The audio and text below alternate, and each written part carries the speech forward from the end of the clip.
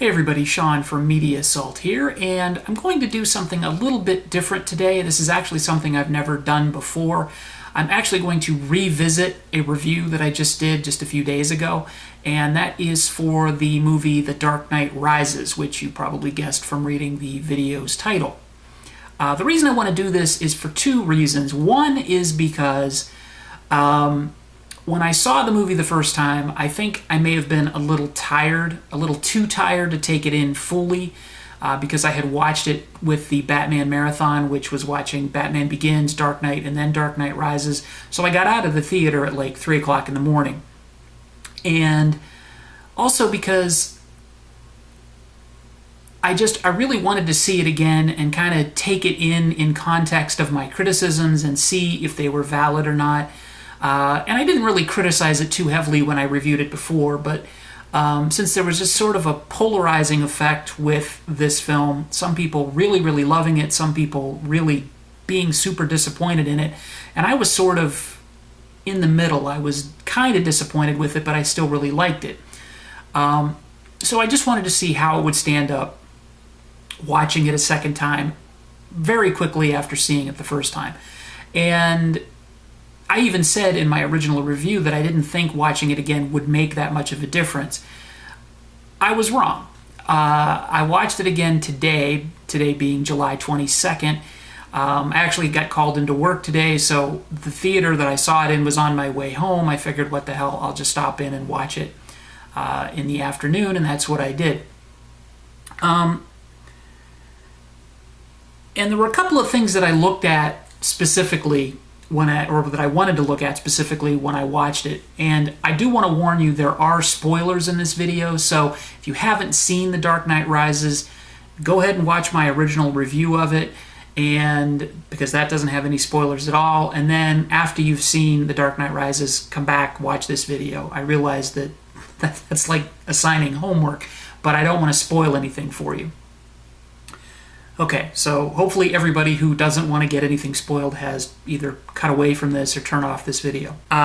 So there were a couple of things that I wanted to look at specifically when I watched this movie a second time, and one was any possible giveaways or cheats or things that would make detecting the twist at the end, where we learn that Miranda Tate really is Talia al Ghul, and that Bane is not the main villain of the movie. And the movie passed this test with flying colors, at least for me. All of the scenes where the child in the prison is referred to, nobody who knows the kid from inside the prison refers to her as a him, so that's good. And there are just numerous other things that I looked for, especially in the scenes after Gotham City it has been cut off from the rest of the world, how Bane and Miranda / Talia interact with each other, whether there's a giveaway, and there isn't. And I really think that it's a testament to the movie that is handled as well as it is.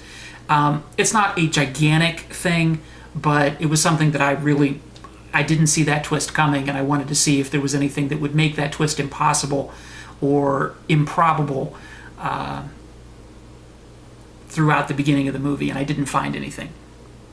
I came away with more of an appreciation for both Catwoman and Bane as characters. I liked both of them anyway after seeing it the first time, but I really liked them even more after seeing it the second time, especially Catwoman. I really, really liked the Selina Kyle character as played by Anne Hathaway, so definitely I have to give Anne Hathaway props for her portrayal of the role.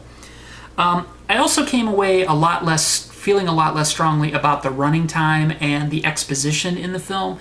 In my original review, I was kind of, I don't want to say upset about, but I just thought there was way too much backstory for a movie that's supposed to be the third part in a trilogy, and I thought the movie ran a little too long, and I think that's as a result of me sitting through the other two movies and it being very late in the night, early in the morning. I really didn't have that problem watching it during the day for a second time. I thought the pacing was actually really good, and I really thought that the movie moved along nicely and actually worked a lot better the second time around. Still, I did have a problem with the movie, and it's something I didn't talk about in my first review because I couldn't, because it would be spoiler related, but that is with the Miranda Tate character and the whole Talia al Ghul thing. Really, I mean, everybody thought, or was thinking going into this movie, that Bane is the main villain. And it turns out, of course, because of the twist at the end, he's not. It's Miranda Tate, Talia al Ghul, who is the main villain. I really don't think that was necessary. Having Bane tied into the League of Shadows was cool enough. Having Bane having ties to the League of Shadows, which tied in Batman Begins, was very cool. And I liked the Bane character enough that it was really not my favorite thing to see him turned into sort of a puppet, basically. I thought he came off too articulate and witty not being funny, but witty being extremely intelligent and just having fun with the fact that he was so overpowering and strong against everybody else, and the way he played with that, especially with dialogue and whatnot. To see him reduced to a puppy dog at the end, it kind of neutered that character for me a little bit, and I didn't particularly appreciate that. I understand why they did what they did, tie, Ra's al Ghul and Talia al Ghul and all of that. It was very cool for fans of the comics and the original characters, but as a fan of mainly the movies, I haven't read the Batman comics since the 70s, so I'm not really up with, the later stories like Nightfall and No Man's Land and stuff like that. But I just thought that it wasn't really necessary. And with Marion Cotillard's performance, I liked it almost all the way through, and I said in my original review that there really weren't any sour notes. The one thing that I did find a little odd in both the first watching and the second watching, I didn't want to reveal anything, was her death scene. It just seemed a little awkward, almost rushed, and I don't know if any of you thought that way, but it just seemed weird when she died in the truck. I just didn't like that particular scene. It just seemed weird that there's this whole, urgent atomic bomb thing gonna go off, and she reveals the fact that she's overridden the reactor, and then she just drops dead. While Batman and Catwoman and Commissioner Gordon just look on, kind of staring at her awkwardly. It was just a really weird scene. I didn't like that scene at all. Still, I like the way the movie was acted. I like the movie even more after seeing it a second time. So I'm actually going to improve my rating of The Dark Knight Rises, which is something I've never done before, from an 8 to a 9. It's still a lower rating than the first two films, but I did appreciate it quite a bit more, and I do think it deserves a better rating than I originally gave it. So there you go. Some of my criticisms from the first review are going to stand, and if I haven't addressed anything here, those criticisms still stand.